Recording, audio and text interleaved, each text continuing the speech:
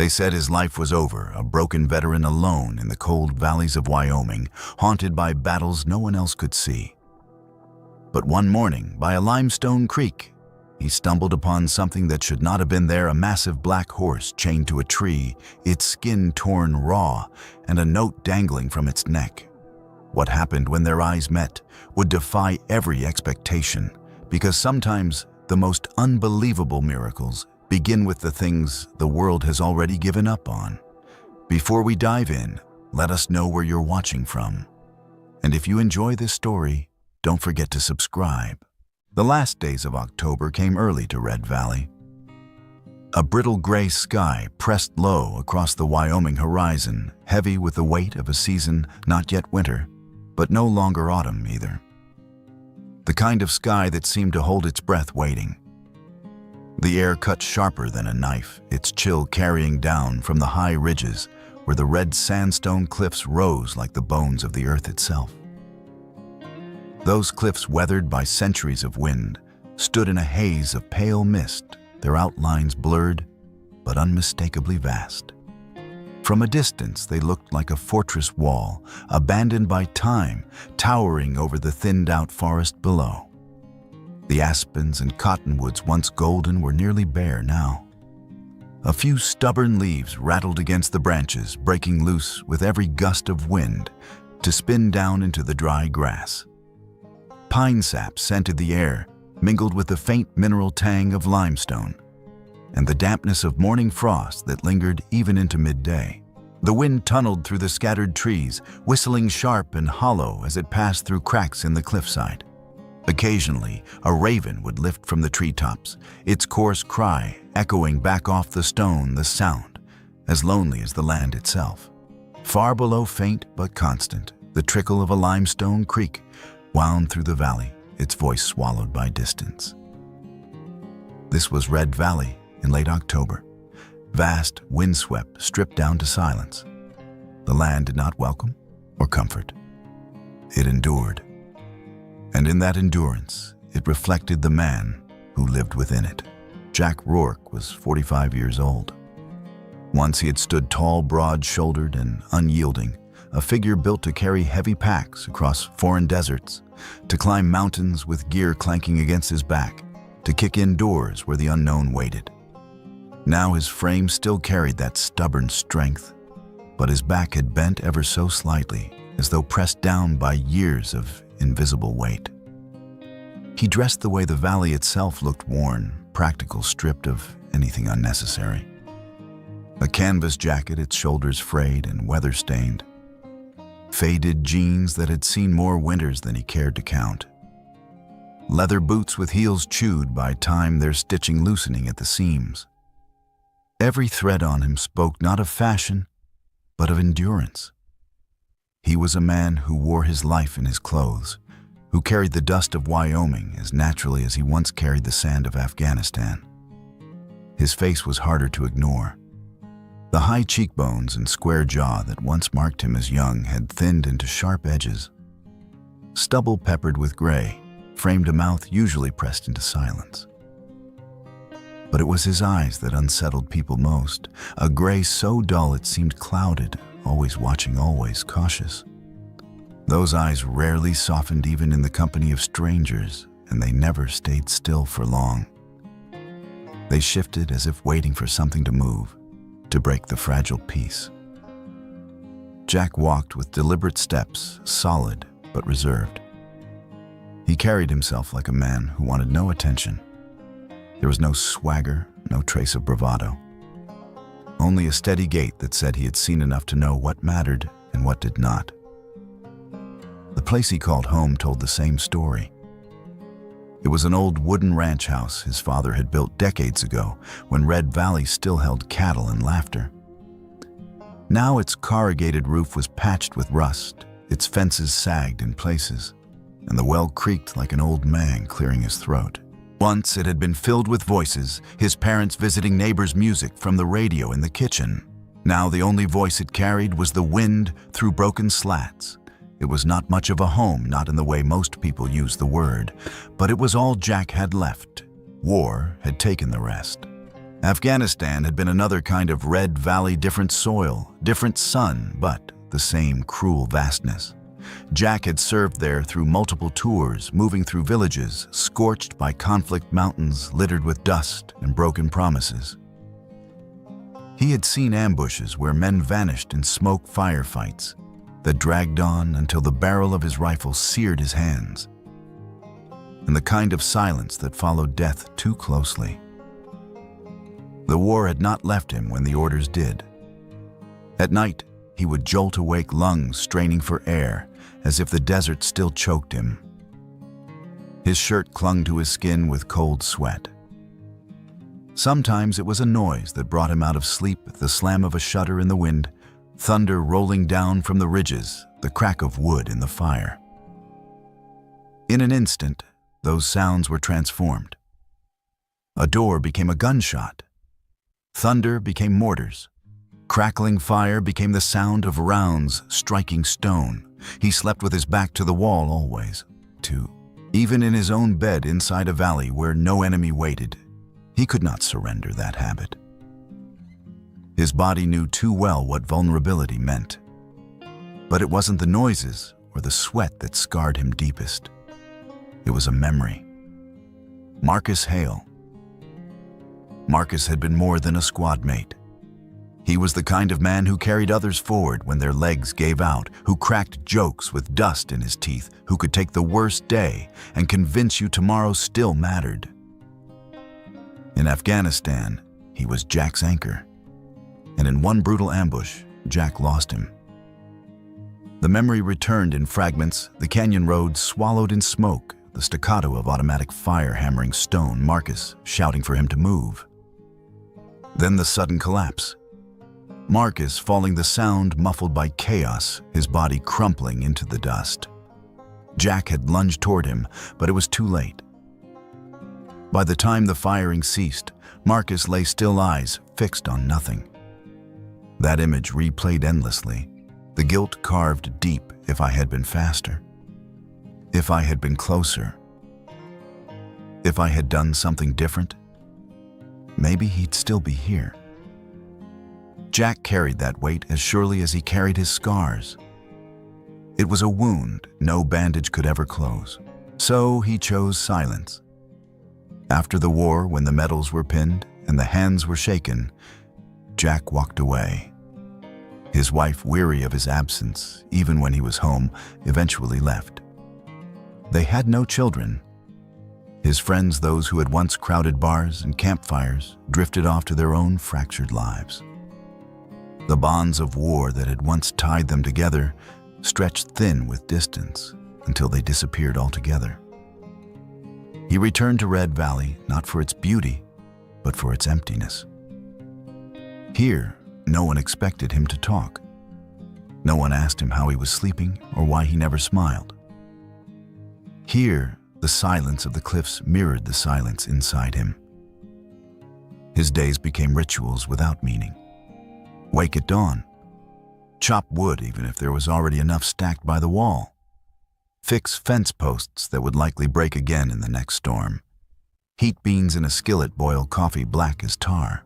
Walk the ridges, the forest, the creek side, not searching, only moving as though motion itself kept the shadows at bay.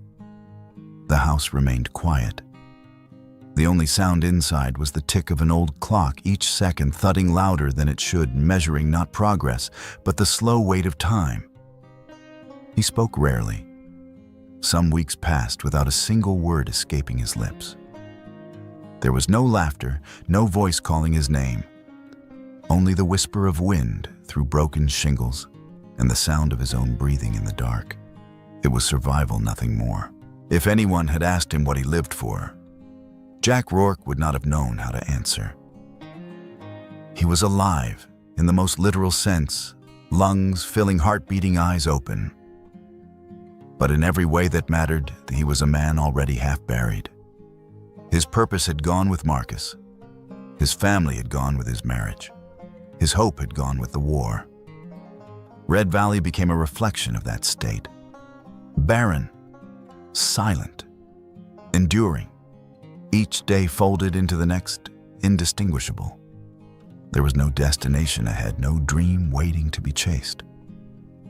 There was only existence. And so Jack lived as a man who did not truly live, drifting through the valley like a shadow against the cliffs. A soldier whose war had ended, but whose battle still burned unseen inside his chest. Morning broke without light in Red Valley, the sky a quilt of low gray cloud stitched tight over the ridges. The wind worried the pines and slid like a cold blade along the limestone creek that threaded the trees. Jack followed the water as he always did when sleep had refused him, hands deep in his canvas jacket boots, finding the narrow cuts between roots and stones by memory. It was a path he'd worn out of habit and need a route that walked the noise down to a murmur. Each step on the leaf litter snapped in the hush, clear as knuckles on a door. The creek answered in a steady whisper, glass cold and quick, the only thing in the valley that seemed certain of where it was going. He had come out here to shake off the night, to outrun the blast that had ripped through his dream and pulled Marcus away again. He told himself the air would rub the smoke from his lungs, that the gray would thin with the morning. It didn't. The wind pushed through the crowns of the lodge poles, poured through the rock like breath through teeth. Somewhere, a raven heckled the silence and fell quiet as if reconsidering the wisdom of its own voice. Jack rounded the big deadfall where the trail pinched against the creek and stopped. Something lay ahead where a stand of young cottonwoods leaned toward the water, something too dark and too still for wind-fallen timber. At first, in the half-light, it read as a collapsed stump or a tarp sloughed from a hunter's camp, snagged and left to rot. He listened. The creek kept talking. The wind toyed with a few stubborn leaves. Beneath it, faint but unmistakable, another sound rose, then fell, a heavy, ragged breath that steamed pale in the cold. He took 2 steps closer, and the shape changed. Not a tarp, not wood. A shoulder curved up out of shadow, a neck lay bowed, a tail like a length of torn rope flickered once against the ground and stilled. A horse huge black as a seam of coal crumpled against the base of a cottonwood like the tree itself had thrown it. The light, such as it was, skimmed the animal's flank, caught on patches where the coat had been rubbed thin on a crusted ridge of dried blood where metal met skin. The sight hit him low, an ache like a pulled muscle. The wrongness of strength folded down into exhaustion.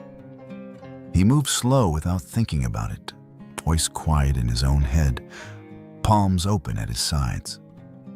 The horse's coat, where it still lay thick, was a deep, lightless black clogged with dust. In places, it had thinned to reveal pocked, puckered hide, the map of old injuries layered over new. A long mane fell in snarls over the crest of the neck, snarls that had been chewed by iron. A length of chain crossed the chest and ran up over the shoulder to the tree. The links were scaled with rust, the edges blunted by age, but still mean enough to cut. They had cut.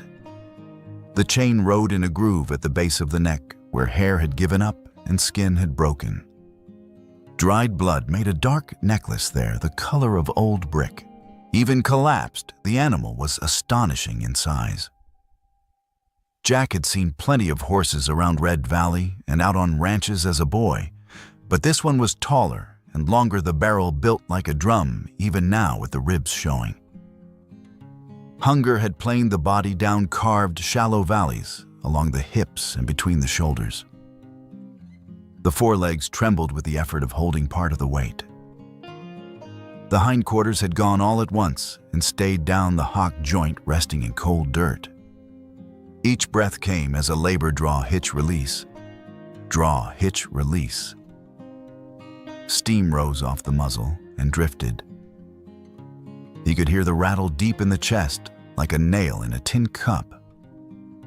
There was a strap around the animal's neck. Beneath the chain, a slice of old harness leather, gone stiff and cracked. Someone had taped a folded scrap of paper to it with cloudy plastic. The wind teased a corner of the note up, and let it fall up and fall like a weak pulse. Jack crouched the creek smell colder here and pinched the edge free with 2 fingers. His hands were not steady, but the handwriting was worse, angled, rushed, water-warped. He lifted it to the gray light and read, "His name is Midnight. Too wild, too dangerous. Can't break him.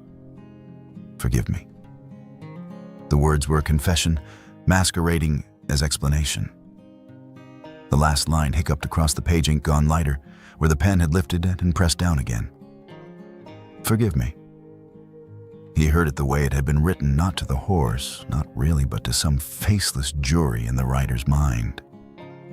He thought of all the times he had said the same 2 words into the dark with Marcus's name in his mouth. "Forgive me. Forgive me." The horse stirred a shift, no bigger than a sigh, moving through the big frame. Jack slid the note back against the strap and let the plastic fall over it. He reached out, stopped himself, then reached again and touched hair just behind the jawline gently, the way you'd touch a burned place. The skin twitched under his fingers. Slowly, the horse raised its head. He had expected rage, a flare of the whites, the flat, hard glare of an animal cornered and ready to spend the last coin of its energy on violence. What he found instead met him and held, and it emptied something in him he hadn't known was still full. The eyes were a strange yellow-brown, clouded at the edges like old amber. They were the eyes of a creature that had seen everything it could stand to see, and then a little more. No bite in them, no challenge, only a depth that spoke of storms endured, and ground survived a depth that said enough. Jack didn't smile, didn't speak. He let the look pass through him and do what it would. The thought came plain, unadorned, as if it were wired into the thing between them. "They called you a monster, but all I see is something that was built not to break, and then was broken anyway." He heard his own breath, the drag of it. For a moment, the valley felt not empty, but paused, waiting to be told what came next. He straightened and followed the chain with his eyes to where it bit into the tree. Whoever had done this hadn't trusted rope. There were too many wraps, an ugly, overcautious knot of metal twisted back on itself again and again to make sure. The chain lapped the horse's body the way a thrown net might over the chest, under the shoulder, across a foreleg where the edges had chewed through to flesh.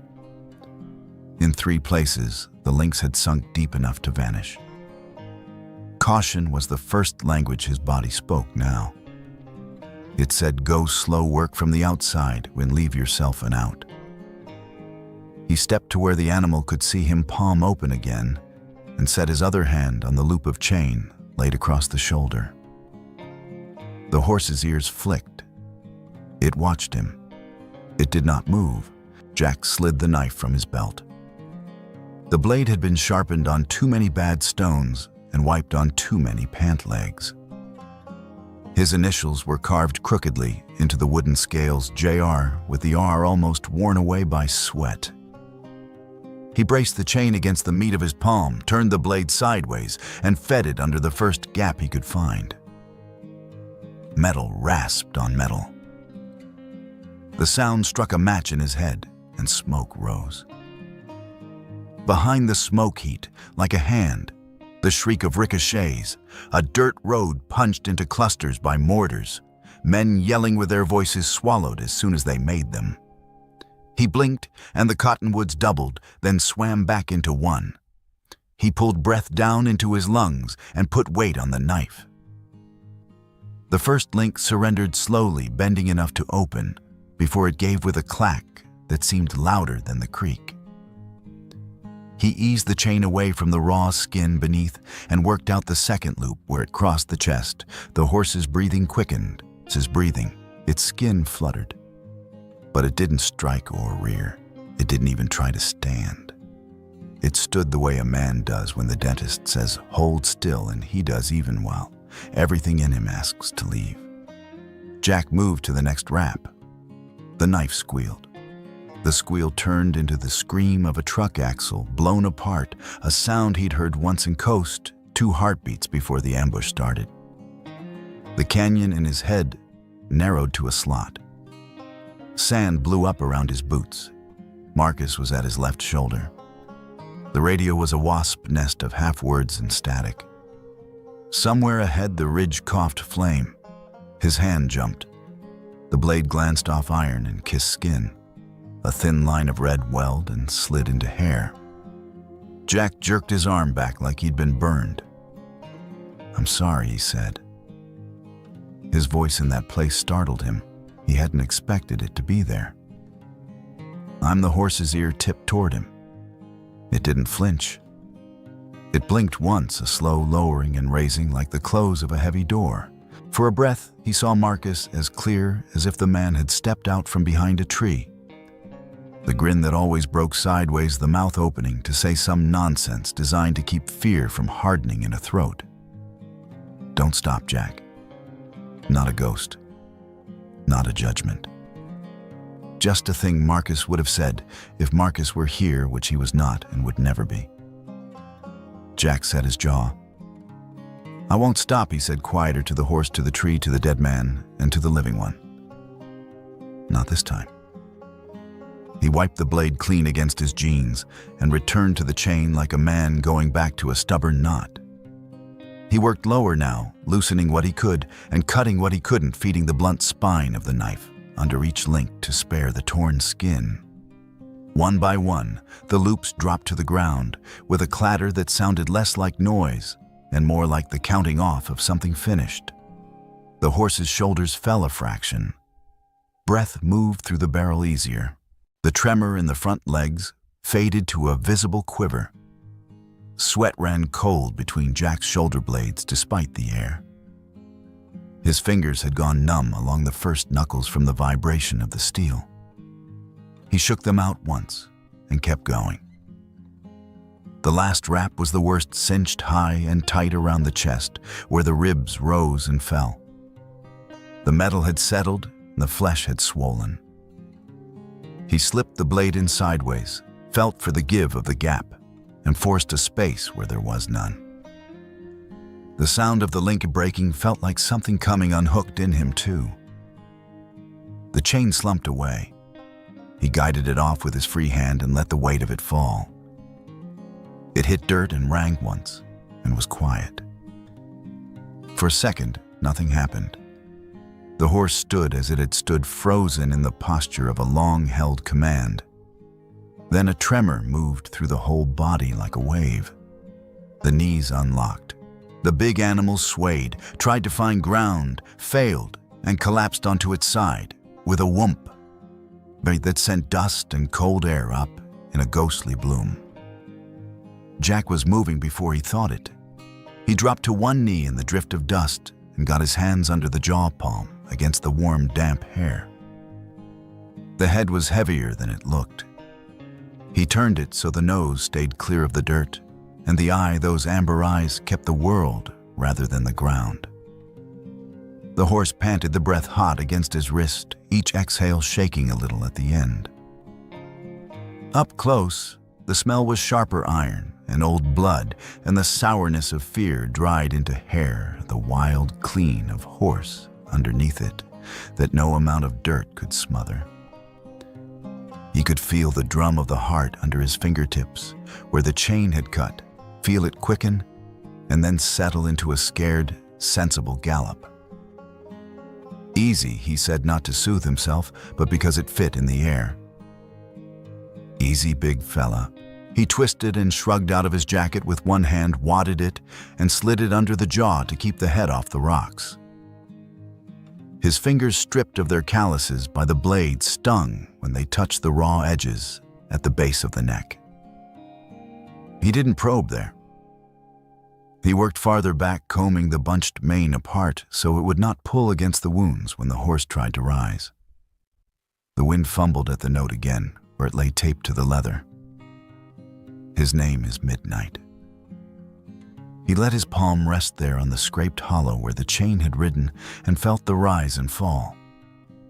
The name fit not because the horse was black, but because of what blackness meant, what it held without complaint.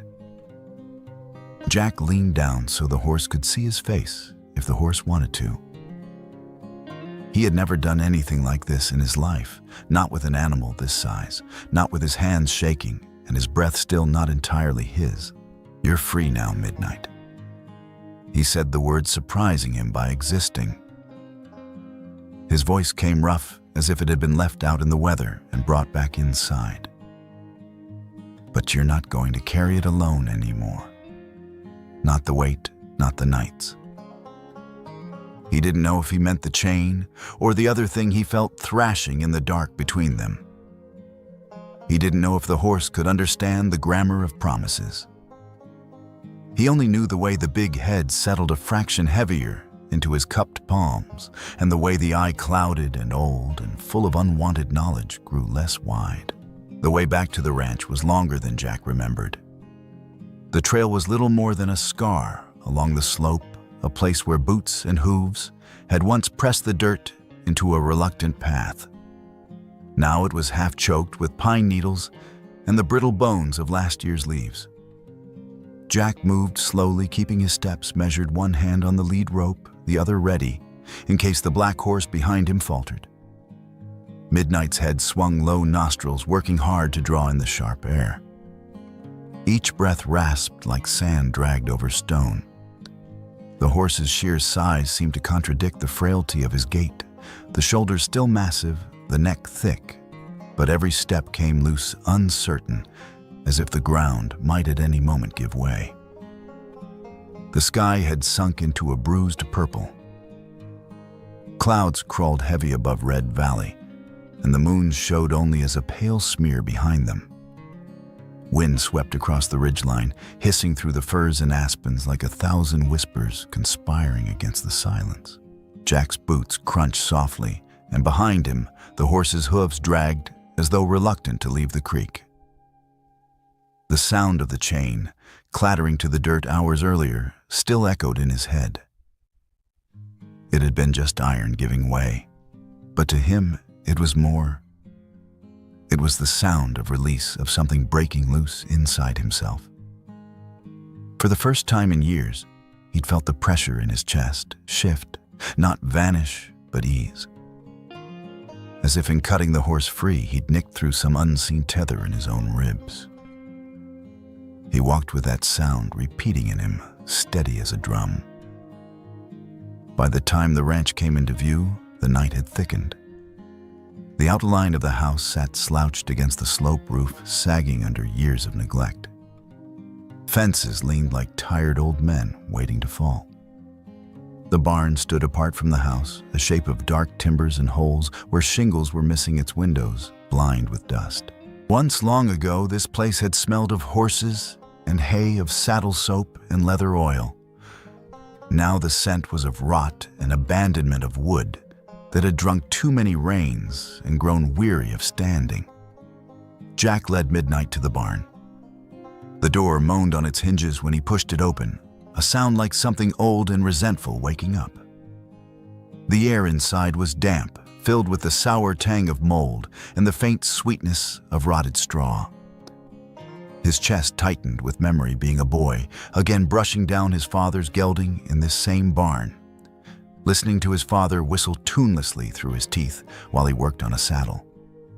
For a moment, he could see it, as it had been sunlight, through the slats, the gleam of tools on the wall, the stamp of hooves on a clean floor. Reality pressed back quick enough. Cobwebs draped across beams like funeral veils. The stalls were empty, scattered with nests of mice and the brittle husks of hay, long turned to dust. Still, it was shelter. It would have to do. Jack found what little remained of dry straw in a corner, clumped and yellowed, but still serviceable. He spread it across the floor in a stall, layering it thick to blunt the cold. Midnight stood swaying in the aisle, head low, ears barely twitching. The horse's sides heaved, but when Jack patted his neck and tugged lightly, the animal followed him into the stall, lowering himself onto the straw with a sigh that seemed to shake the whole structure. Water was next. Jack carried a bucket out to the well, dropped it down, and pulled up a load of water so cold it smoked in the air. His arms trembled with the effort, but he hauled it back into the barn and set it down by Midnight's head. The horse lipped at it, drinking slowly 3-4 mouthfuls before turning aside, too tired to want more. He lowered himself all the way down, ribs rising sharp under the skin, his body twitching with small, involuntary shudders. Jack crouched beside him, studying the rise and fall of the flank, the bones standing up stark where flesh had melted away. He could see every breath, hear the catch at the top of each inhale. A horse this big should have filled the stall with power. Instead, Midnight looked small despite his bulk, as if the world had shrunk him down. Jack pulled a clean strip of cloth from his pack, one of the few things he still carried from the service. Something he'd used to bind his own wounds more than once, and set about cleaning the sores around the neck, where the chain had chewed deepest. He worked carefully, not pressing too hard, not wanting to sting the animal more than he had to. The horse didn't resist. He only breathed, slow, eyes half closed, trusting or too tired to care. "You're here now." Jack whispered, his voice a rasp in the cold barn. "No one's tying you again." It was the first thing he had said to the horse aloud, and saying it felt like writing something in stone. He sat back on his heels, wiped his hands on his jeans, and let the silence fill the space between them. Midnight slept, or tried to. Jack stayed until the horse's breathing steadied, and then rose and walked back across the yard toward the house. The house greeted him with its own weary complaints. The wooden steps creaked under his weight. Inside, the air was colder than the night, heavy with dust and the faint smell of old firewood, long burned out. He lit a match, coaxed a flame into the fireplace, and lay down on the narrow bed upstairs, a bed that had belonged to him once when he was just a boy who had believed the world was vast and survivable. Sleep did not come gently. When it did, it came armed. He was back in the desert. The sky glared white, the air thick with the scream of rotors. The world split open with thunder dirt jumping under his boots as mortars crashed down. He heard Marcus shouting, turning eyes wide. Then the sound was gone, replaced by ringing, replaced by silence, replaced by the sight of Marcus falling. Blood splashed red across the dust, too bright, too wrong, and Jack was frozen, rooted as the world broke apart. The scream tore from his throat as he woke. He sat up hard, sweat plastering his shirt to his back, breath knotted in his chest, as though the desert itself had followed him into the room. His heart pounded like a trapped animal, and he clawed for air that wouldn't come.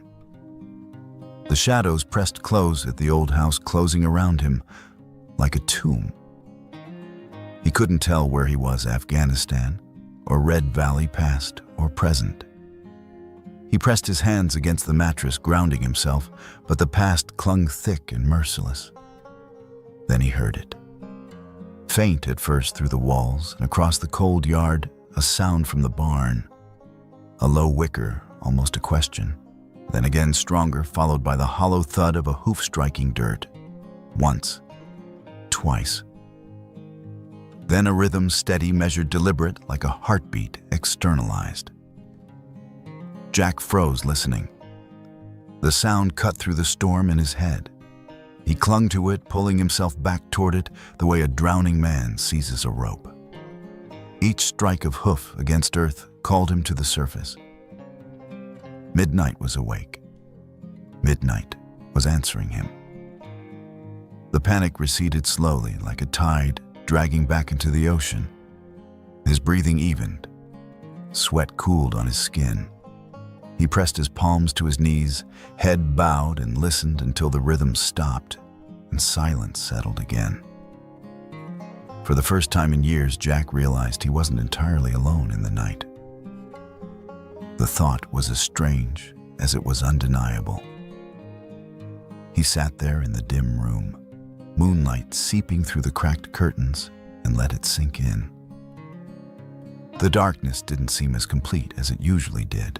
Somewhere across the yard, another soul was awake, scarred, abandoned, but alive, sharing the same silence. Jack lowered his head into his hands, breathing slow. The weight in his chest eased another fraction. He wasn't healed, not by a long stretch. But tonight was different. Tonight he had someone to share it with. For years, the nights had been his worst enemy, the hours when memory came hunting and left him shredded by dawn. But this night, as the wind scraped along the walls and the fire dwindled, he found himself held upright by the simple fact of presence. A presence too wild, too broken, too dangerous for the world. But here, now simply alive. Jack leaned back against the headboard, eyes half closed. Midnight was in the barn, and he was here. And somehow, that made the night survivable. For the first time in a long time, Jack did not feel entirely swallowed. For the first time in a long time, he did not feel entirely alone. Morning came gray and heavy with a low ceiling of clouds pressing down on Red Valley. The wind had died, but the air carried the raw chill of November. Jack crossed the yard before the sun had properly climbed the ridgeline, his breath streaming white in the cold. He opened the barn door and stepped inside. Midnight lay where Jack had left him the night before, a dark mound in the straw. His chest rose and fell in shallow rhythm, each breath edged with a faint rasp. Blood had seeped through the bandages Jack had tied, staining them a dull brown. The stall smelled of iron and sweat, the lingering tang of wounds left too long untended. Jack crouched, resting one hand against the coarse mane. "You're still with me," he murmured. Midnight flicked an ear, but didn't move otherwise. The sight tightened something inside Jack's chest. He knew the animal couldn't last here, not with only his makeshift cloths and a bucket of well water. If the horse was going to live, he needed more than Jack could give. There was only one choice. Cheyenne was 3 hours by the old state road. The veterinary clinic there. Claire Hanlon's place was the best in the region. Maybe the only one with the guts and skill to take on a case like this. Jack rose, jaw set. "We're going to town, old boy. Hang on." He pulled the tarp off his father's truck, in the same Ford that had sat rusting behind the shed for years, patched and coaxed into running more times than Jack could count. The bed was still scattered with hay from decades past. Jack cleared it out, spread a canvas tarp, and then built up makeshift sides with planks he found leaning in the weeds. It was crude, but it would have to do. Getting Midnight onto it was another matter. The horse was reluctant, swaying at the foot of the truck, nostrils flaring at the sight of the metal bed. His legs trembled each time Jack tugged the lead rope. Jack tried steady pressure, then gave up, switching instead to voice. "It's all right," he said, tone low, steady. "I'm not putting you back in chains. Just one more step." Midnight tossed his head, eyes rolling white, then froze, ears pricked toward Jack. Jack stood still, hand on the rope, waiting. Patience had been beaten into him long ago, waiting out ambushes in desert canyons, waiting for the dust to clear after explosions. He could wait for a horse. Little by little, step by hesitant step, Midnight mounted the ramp Jack had rigged. His hooves clanged against the metal, sending shivers up his weakened body. But he didn't pull back. By the time he stood in the bed, sides heaving, Jack felt his own heart beating as if he'd just finished a battle march. He climbed into the cab, turned the key.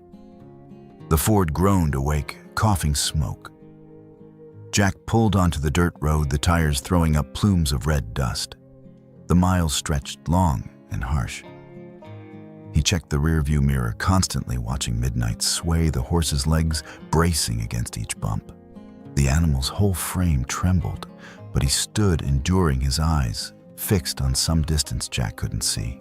By late morning, the truck rolled into Cheyenne. The town spread low across the plains, a place of weather-worn storefronts and wide streets where dust lingered in the wind. Jack turned down a side road until a red-roofed building appeared neat against the gray sky.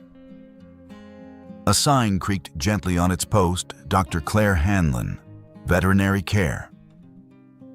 Jack pulled into the gravel lot. The moment he cut the engine, the silence hit him, broken only by midnight's ragged breath behind him. He stepped out, boots crunching, and walked around to the truck bed. Midnight's head hung low, eyes dull. Jack touched the broad cheek gently. "You made it." The clinic door opened with a chime, and a tall, spare woman stepped out. Her hair was streaked with silver, pulled back loosely. Wire-rimmed glasses perched on her nose. Her gaze swept from Jack to the horse and sharpened instantly. "Good Lord," she whispered, striding closer. Who could do this? Jack swallowed. His throat worked, but no answer came. He simply inclined his head once, as if that was all the explanation he could give. She touched the chain scars with gloved hands, frowning. "Bring him around to the yard. I need light and space." She didn't ask if Jack could handle it. She simply expected it. Jack obeyed, guiding Midnight down the ramp step by unsteady step until the horse stood on the packed dirt behind the clinic. Claire circled him slowly, professional gaze taking in every detail. Her hands pressed against the black hide testing muscle, feeling bone. She spoke aloud, mostly to herself. 12, maybe 13 years old? Not a colt anymore, but not past his prime either. Multiple lacerations, old scars, some whip marks, severe malnutrition. Stiffness in the joints, especially knees, signs of forced labor. Or worse. She paused, listened with her stethoscope. Heart strong, lungs clear. Jack held his breath while she straightened, brushing dust from her gloves. For a moment, her face softened. "You brought him just in time. He's been beaten, starved, pushed to breaking, but the core is still good. He wants to live." Jack exhaled, staring at Midnight. His throat felt tight, but he managed a rough, "Then we fight" for him. Claire nodded once, businesslike. "Then we fight." The clinic door chimed again, interrupting them. A girl about 10 years old walked in, holding a wire cage with a rabbit pressed against her chest. Her mother followed, shoulders tense. The girl had 2 long braids of pale hair, a knitted sweater pulled tight around her small frame. Her blue eyes went wide at the sight of Midnight, towering in the yard. "Mama," she breathed. "Look at the horse. He's huge." "Stay back, Sophie," her mother warned quickly. "It's dangerous." But Sophie's gaze was fixed. She edged forward a step, then another, hands trembling against the cage. The rabbit shifted nervously, sensing her hesitation. Jack opened his mouth to stop her, but before he could speak, Midnight stirred. The great black head lifted, ears swiveling forward. His nostrils flared, catching the scent of the child. For a heartbeat, Jack braced for panic, for the wild lunge he'd been warned about. Instead, Midnight lowered his head slow as a bow. Warm breath rolled from his muzzle, curling into the girl's outstretched hand. Sophie froze. Then, almost reverently, she set the cage down and extended her palm. Her fingers brushed the tangled mane. Midnight stood still, eyes half-lidded, as if soothed by her touch. The yard held its breath. Jack stared, throat dry. This was no monster, no dangerous beast. This was something else, something gentler, hidden deep beneath the scars. Claire's lips twitched into the faintest smile. "Seems he knows kindness when he feels it," she said softly. Sophie giggled, stroking again her small hand dwarfed by the mass of Midnight's head. "He's not scary, Mama. He's sad." Jack felt something shift inside him, then sharp as a crack in ice. The stories he'd heard, the warnings, the label of too wild, too dangerous, all of it faltered against the sight of this giant bowing to a child's hand. He murmured, barely audible, even to himself, "Maybe you're not lost after all." The night pressed hard against Red Valley, colder than the day had promised. The wind came in long, whistling pulls across the Wyoming hills, slipping through the pine trees and carrying with it the far-off cry of coyotes. The land itself seemed to exhale in the darkness, an endless expanse of quiet, broken only by the restless voices of insects and the soft rattle of barn boards shifting in the gusts. At the ranch, Jack's world shrank to the dim yellow flame of a single oil lamp in the kitchen. The rest of the house was swallowed by shadow, its timbers creaking now and then like tired bones. Out in the barn, Midnight stood with the patience of a sentinel. The black stallion's massive frame cast a long silhouette against the star-strewn sky, each breath escaping in steady white clouds that rose and disappeared into the night. Inside the house, Jack tried to sleep. He lay on his side boots, kicked off shirt damp with sweat. The mattress sagged beneath his weight, the springs protesting. Sleep came only in fragments, each shallow drift shattered by an unease he couldn't name. A heaviness pressed against him, the knowledge that Midnight's survival was still fragile. The fear that what he'd begun might collapse into nothing. He closed his eyes anyway, and darkness claimed him. The dream did not come gently. It dragged him back across oceans and years to a desert where the air itself burned the lungs. Afghanistan. The ground was a scalding sea of dust. Wind tore through narrow canyons, lifting spirals of sand that stung the eyes and choked the throat. The sun blazed merciless overhead, white-hot, turning the landscape into a furnace. And with the wind came the sound, first distant, then deafening. The staccato crack of rifles, the hollow thunder of mortars. Each detonation rattled his bones, each scream cut jagged across the roar. Jack stumbled forward in the dream boots, dragging rifle clutched in his hands. And then he saw him, Marcus Hale, his brother in arms, his anchor. Marcus staggered under a hail of fire, his chest opening in a sudden bloom of crimson.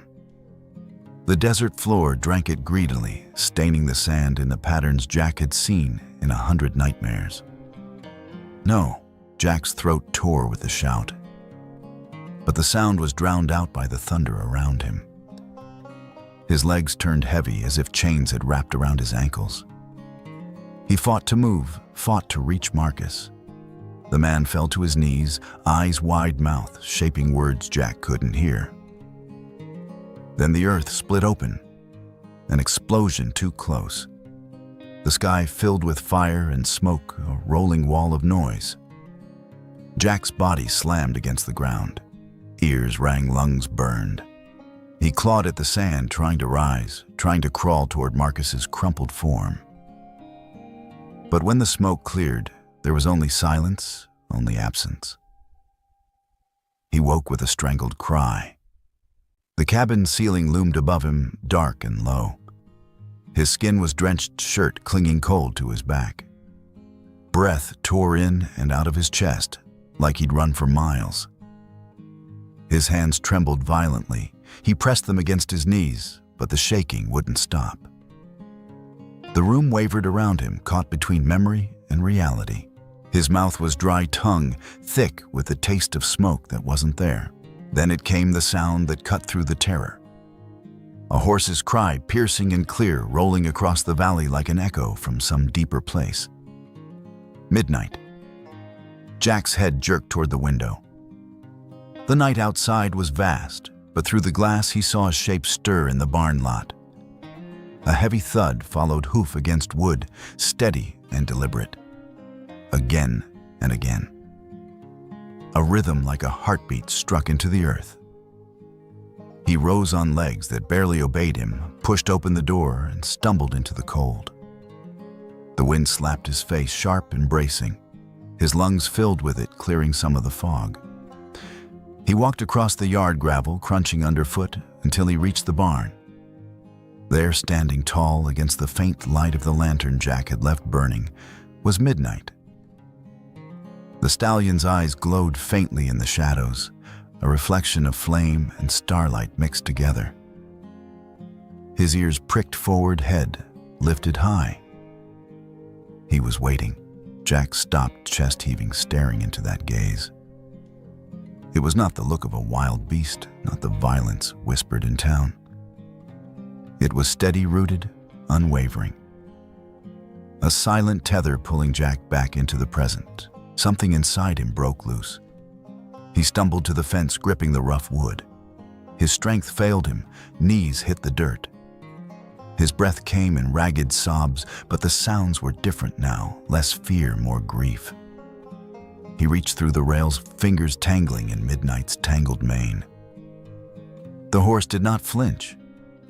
Jack pressed his forehead against the great neck, his voice cracking open.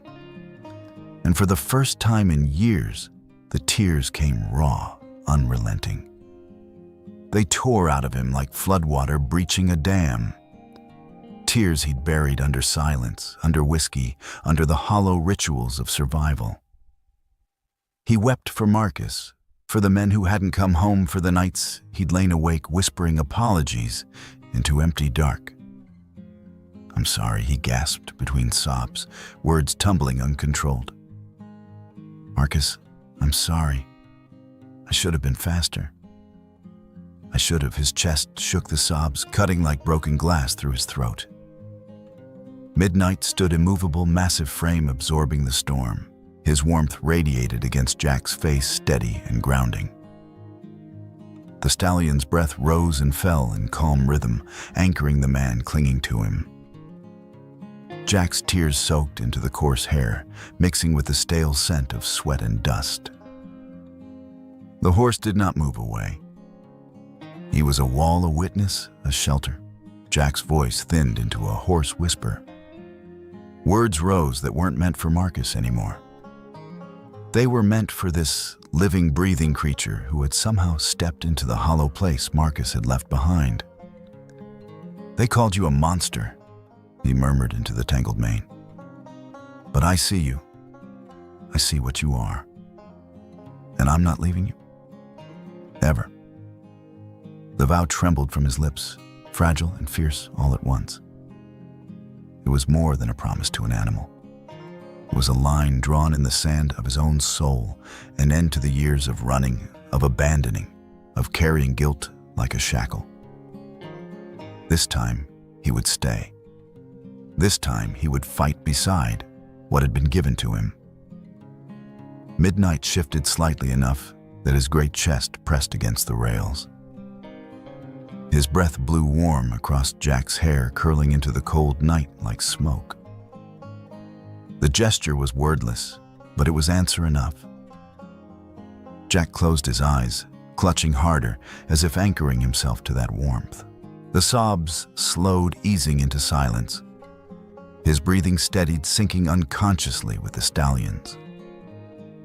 For a moment, the world shrank to just the two of them. Two broken creatures finding balance in each other's shadows. He stayed there a long time, kneeling in the dirt, with the stallion's mane clutched in his fists.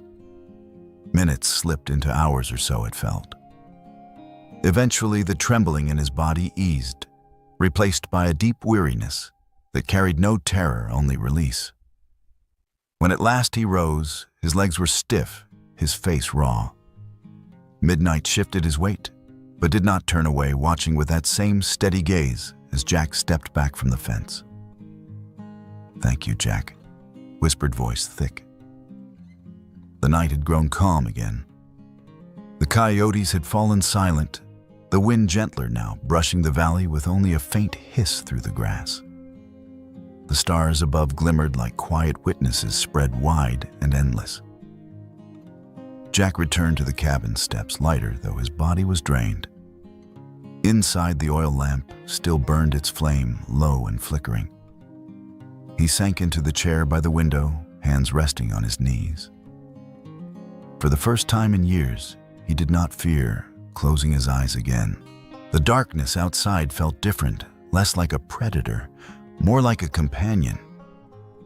Somewhere in that darkness stood a black horse, battered but unbroken, who had refused to let him drown. And Jack knew with a clarity that pierced deeper than any nightmare he was not alone anymore. The frost came early that morning. The grass around the cabin was crisp underfoot, silvered by the night's chill, and the light from the low Wyoming sun was pale and distant, barely warming the ground. Jack had risen before dawn, as he often did, splitting wood by the shed when he caught at the faint crunch of boots on the narrow trail leading toward the ranch. He froze the axe still in his hand, unused to the sound of another soul wandering close to his solitude. Few ever came this way. Most folks in Red Valley left him alone, and that was how he preferred it.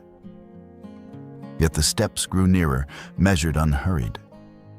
Soon a figure appeared along the path, an older man, shoulders rounded with age, but stride steady. His skin was browned and creased by sun, his hair a mix of white and steel tucked beneath a weathered hat. In his hands, he carried a woven basket from which the faint aroma of warm cornbread drifted on the cold air. Jack straightened, uneasy, wiping sweat from his brow.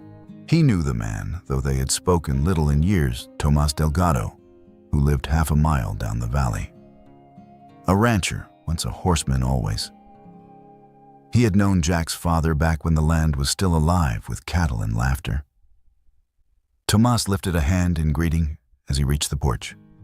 "Morning, Jack," he said, voice carrying the rhythm of his native Spanish, worn smooth by decades in Wyoming.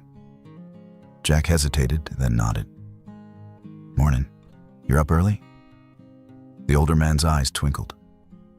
Old bones don't sleep long. He placed the basket on the porch railing. "Brought you some pan de maíz? Still warm." Jack's throat tightened with a mix of gratitude and discomfort. He wasn't used to such gestures. "Thank you," he muttered, pushing open the door. "Come in if you'd like." Inside the cabin felt suddenly smaller, the walls closer.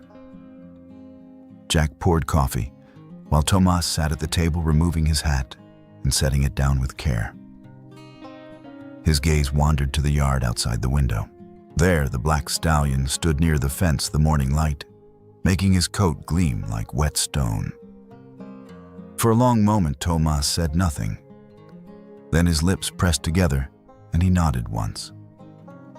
"That horse," he murmured. "He did not choose you by accident." Jack froze mid-motion, the coffee pot hovering over a cup. "What do you mean?" Tomas leaned forward, his gaze steady. "Horses like that one. Wild blood scars in their flesh. They do not give their trust easily. You do not tame them with rope, nor with force. If he stands beside you, it is because he has seen something in you." Jack lowered the pot slowly, his heart hammering. The words echoed the bond he had felt in the barn the night before. The vow whispered through tears, the warmth of the horse steady against his grief. "He chose you, Jack," Tomas said firmly. "Never forget that." Jack swallowed hard, unable to find words. He only nodded the truth of it, pressing deep into him like a reminder carved into stone. The next morning, Jack saddled nothing and carried no tools. Instead, he led Midnight by a simple rope halter along a narrow trail that wound toward the Limestone Creek. The stallion walked with surprising steadiness, his wounds healing day by day under Jack's care. The creek lay just as Jack remembered it. The leaning tree where the stallion had once been bound still stretched over the bank, its bark scarred by the cruel bite of iron. The earth was damp beneath his boots, the water cold and silent as it slid over stone. Jack carried a small glass jar in his pocket.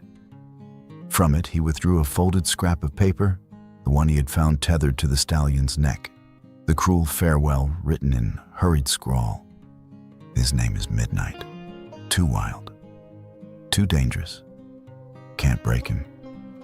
Forgive me." He studied the words for a moment, then carefully slid the paper into the jar, sealing it tight. Kneeling at the base of the tree, he dug a shallow hollow in the soil and buried the jar there, pressing the earth back into place with the flat of his palm. Then rising, he drew from his belt an old army knife, its handle worn smooth from years of use. With steady strokes, he carved into the bark of the tree just above the scar where the chain had once cut. Midnight is home now.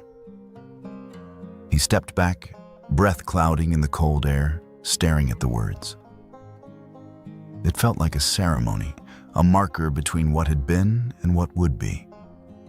A burial for abandonment, a promise for belonging. Midnight shifted beside him, snorting softly, as if in quiet agreement. The sound of laughter broke the stillness. Jack turned. From down the trail came the clatter of bicycle tires over gravel. A group of teenagers, 5 or 6 of them, burst into view, bright scarves and jackets flashing against the muted colors of the valley. Their breath puffed in clouds as they pedaled, voices loud with youth. "Hey, look at that horse," one boy exclaimed, skidding to a stop. The others followed his gaze. Across the creek, the towering black stallion stood calm and watchful. A girl in a purple scarf slowed, her bike eyes wide with wonder. She stepped off, boots crunching in the frost, walked toward the bank. "Sir," she called across the water voice, uncertain but hopeful, Can we touch him?" Jack stiffened. His first instinct was to refuse to shield both horse and children from risk. His gaze flicked to Midnight. The stallion did not rear or flare his nostrils. He only stood, ears twitching, muscles steady. Jack's jaw tightened. Then he gave a short nod. "All right, but easy. One at a time." The group crossed the stones, voices dropping to whispers as they neared. The first boy extended a trembling hand. Midnight lowered his head, slow and deliberate, until the boy's fingers brushed the powerful curve of his neck. The boy gasped and then laughed nervously, eyes shining. The girl in the scarf reached next her, touched gentle on the stallion's tangled mane. "You're beautiful," she whispered, as if afraid to disturb the moment. Midnight closed his eyes, halfway a sigh rumbling from deep in his chest. One by one, the children touched him, hesitant at first, then bolder, their fear melting into awe. The great horse stood unshaken, receiving them with a patience no one had ever expected of him. Jack watched something loosening inside his chest. This was the creature the world had called a monster, abandoned as unworthy of life. Yet here he was lowering his head for children, bearing their clumsy affection with grace. For the first time, Jack felt his own burden lighten. When the group finally pulled away, waving and chattering as they mounted their bikes again, and the valley grew quiet once more. The children's laughter drifted off with the wind, leaving Jack and the stallion alone by the creek. Jack laid a hand on Midnight's strong neck, fingers curling into the coarse mane. He spoke, low voice, husky. "You're teaching me, aren't you?" he said. "Teaching me about trust, about forgiveness." Midnight flicked his tail lazily, ears twitching, eyes following the fading figures of the children. Jack stood beside him in silence, heart swelling with something he hadn't felt in years. For the first time in a long while, he realized the lessons he needed weren't buried in war or grief. They were here in the steady presence of a horse who had survived his own darkness. And in that presence, Jack began to believe he could learn to live again. The storm rolled in without warning. All evening, the sky above Red Valley had been restless clouds gathering like dark cavalry on the horizon. By nightfall, the first peals of thunder cracked through the mountains, splitting the silence wide open. Jagged bolts of lightning lanced down, illuminating the dry ridges for an instant, before plunging everything back into black. Jack stood at the porch watching uneasily. He'd lived long enough under harsh skies to know when trouble was coming. Wyoming summers ended this way more often than folks cared to admit. Dry heat baking the grass, to tinder storms breaking late and fierce. He could smell the rain before it fell, the electric tang of ozone. And then it came. A single white-hot spear of lightning struck the rocky slope above the valley. For a heartbeat, it was silent. Then a plume of flame burst upward, devouring the brittle grass. The wind caught it greedily, fanning sparks into the night. Within minutes, the ridge glowed like a furnace. The fire gathered strength and swept downward toward the valley floor. Cattle bawled in terror from nearby pastures. Dogs barked frantically. A woman screamed somewhere down the road as the first wave of smoke rolled over the town. The air thickened, acrid, heavy, and the once familiar valley turned red beneath the firelight, like the gates of some infernal underworld had swung wide open. People ran for water buckets, for wagons, for anything at all. But the flames were quicker than hands could move. The crackle of burning grass deepened into the roar of timber catching. The night itself seemed to breathe fire. Jack tried to move, but the sound caught him. The popping, snapping, and booming of wood breaking under heat, it was too much like gunfire. The rolling thunder of collapsing beams, too close to the shock waves of mortars. The acrid bite of smoke, too close to cordite and explosives. And then, like a tide, it came back. Afghanistan. The desert night pierced with gunfire. Marcus screaming his name, then silence. The choking dust, the red-soaked sand. Jack's hands shook violently at his sides. His chest locked tight, lungs seizing. He knew he needed to move to act, but his body refused. The battlefield had swallowed him whole again, his boots rooted into the ground, the night alive with phantoms. The fire raced closer, snapping cedar posts like toothpicks. The livestock in his corral rammed against the fence, desperate to escape. But Jack could not see them, only the ambush, the smoke. Marcus falling, his breathing turned shallow and erratic, heart slamming against his ribs. His body was trapped between worlds, half in the flames, half in the desert graveyard of memory. He was a soldier again, and utterly helpless. The scream that broke the paralysis did not belong to a man. It was a horse's. A shrill, piercing cry, defiant against the fire. Midnight. The stallion pounded the earth, iron hooves striking sparks from the dirt. His massive chest heaved, eyes wild in the glow. Then, without hesitation, he turned and bolted toward the corral. Jack dimly registered the movement through his haze. Midnight didn't flinch from the smoke. He drove himself into it, a dark titan against the firelight. The cattle and horses penned inside bellowed, crushing each other against the rails, unable to flee. Midnight charged headlong, lowered his chest, and slammed his weight against the fence. Once, twice, until the old timber shattered. With a splintering crash, the animals surged free, stampeding away from the flames toward the fields where the grass still lay unburned. From the ridge, the townsfolk saw it happen. People who had cursed the horse as a demon, who had whispered about curses and danger, now stood slack-jawed as the very beast they had condemned became the herd's salvation. The great black stallion, mane wild and smoke-streaked, drove through the chaos like a war banner come alive. But the fire didn't stop at the herd. It rolled onward down into Jack's yard. The cabin walls groaned under the heat. Smoke filled Jack's lungs, searing him. He stumbled forward blindly, hacking eyes watering until the world blurred. Somewhere inside, he knew he was seconds from collapse. That was when a dark shape erupted through their haze. Midnight burst back into the yard, a vision of fury and survival. He skidded to a halt directly in front of Jack, towering nostrils flaring. For a heartbeat, the man and the beast locked eyes through the wall of smoke. Then the stallion lunged forward, striking Jack's chest with the blunt force of his head. Jack toppled backward, the jolt tearing him out of his paralysis. His hands clawed at the dirt, lungs gasping for air. He coughed violently, but still could not rise.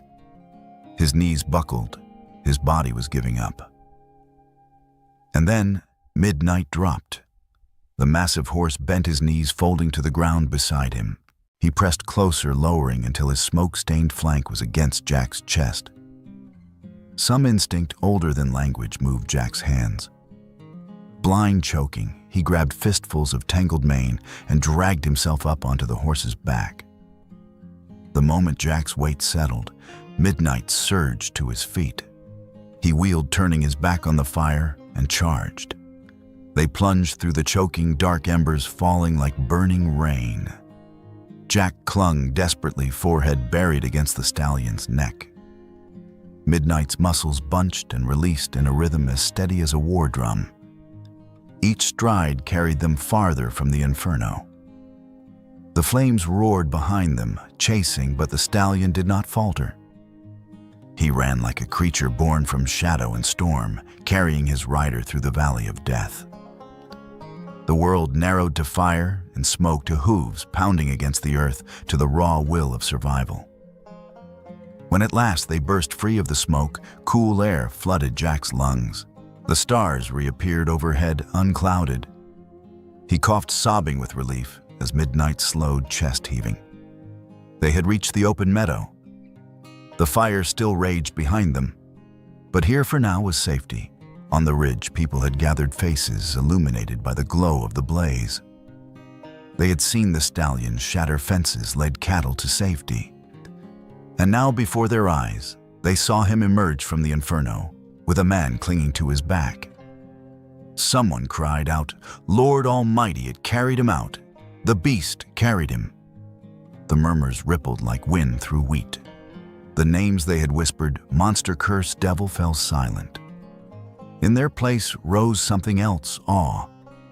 The image etched itself into their memory, a colossal black horse, smoke-scored but unbroken, bearing a man from the jaws of fire.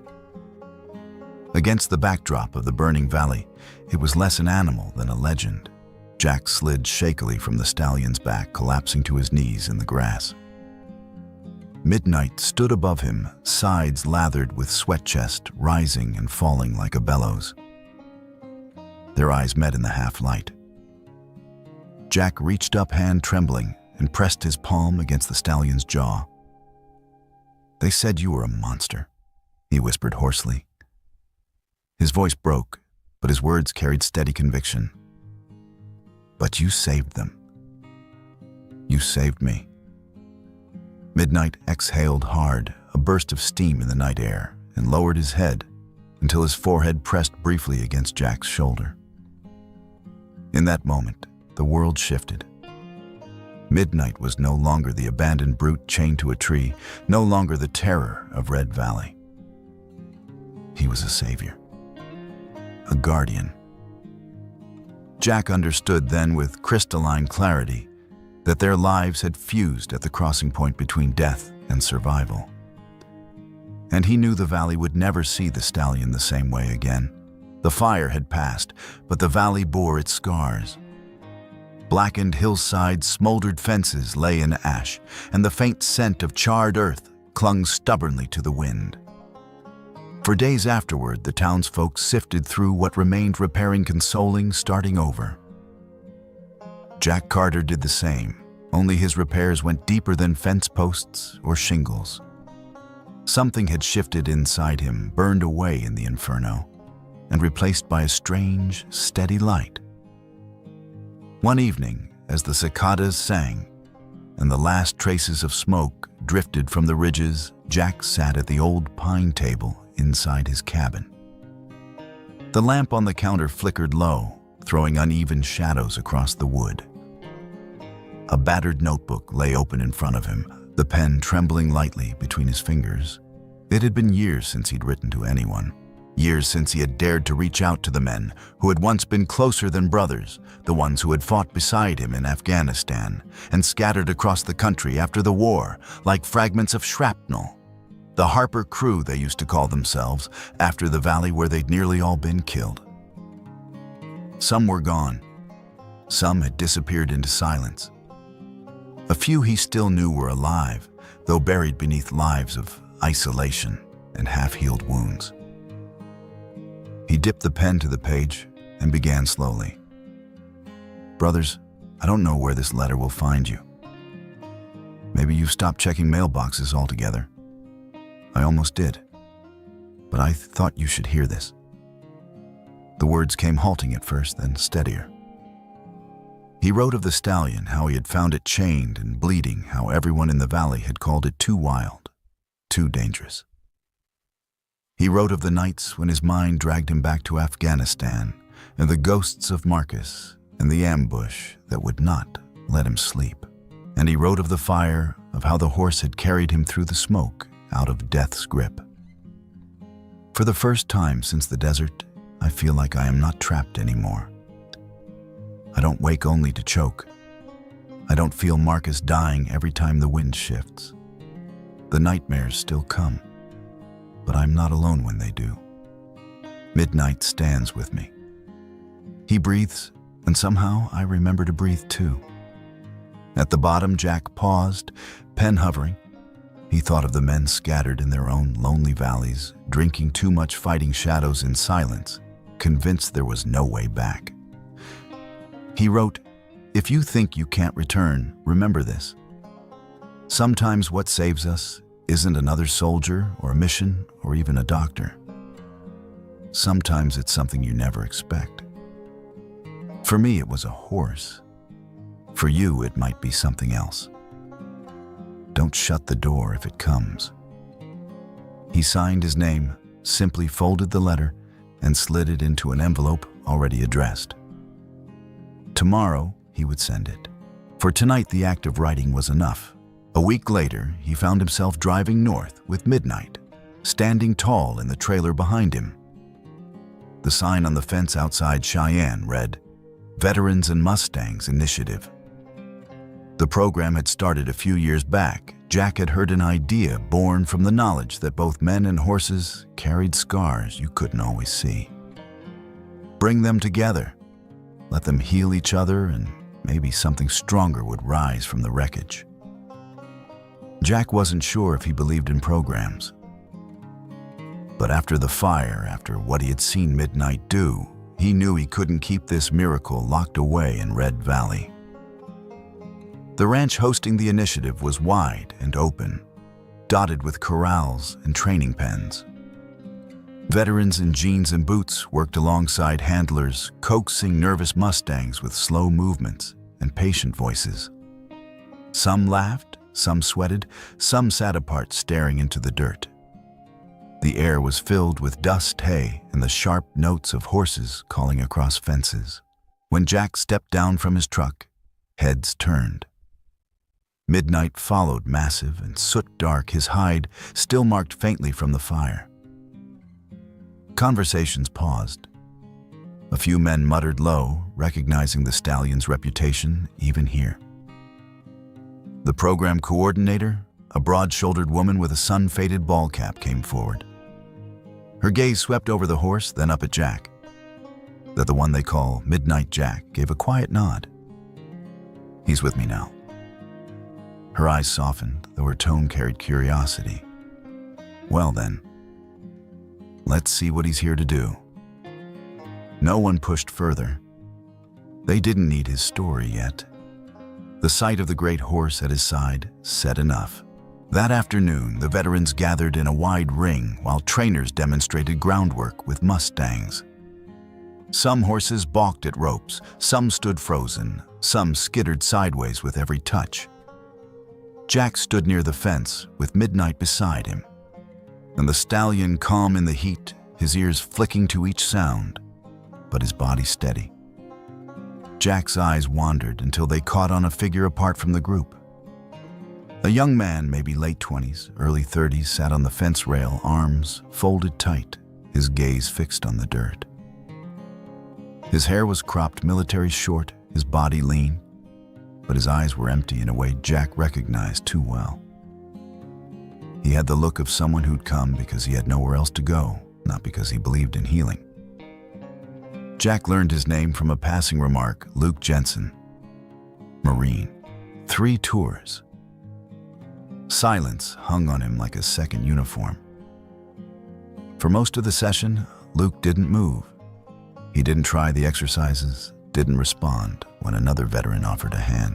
He simply sat there, jaw-clenched, shoulders hunched, waiting for it all to end. And then, Midnight moved. Without a word from Jack, the stallion stepped forward. His hooves sank into the dust with deliberate weight as he crossed the ring. The veterans nearby froze. Trainers turned alarm flickering in their eyes. Midnight was still known after all, known for danger, for unpredictability. But the stallion didn't rear or charge. He walked. Step by step, he closed the distance until he stood before Luke Jensen. The young Marine stiffened eyes flashing with panic as the massive head lowered toward him. His hand twitched on the fence rail, ready to shove away. But Midnight only breathed a long, steady exhale that curled warm against Luke's trembling fingers. For a moment, nothing happened. Then Luke's hand lifted slow, as if against gravity, and came to rest on the stallion's muzzle. His fingers shook violently. Midnight stood like stone, eyes half-lidded, letting the touch settle. Luke's lips parted. A whisper escaped, barely audible, but clear. "I think I can breathe again."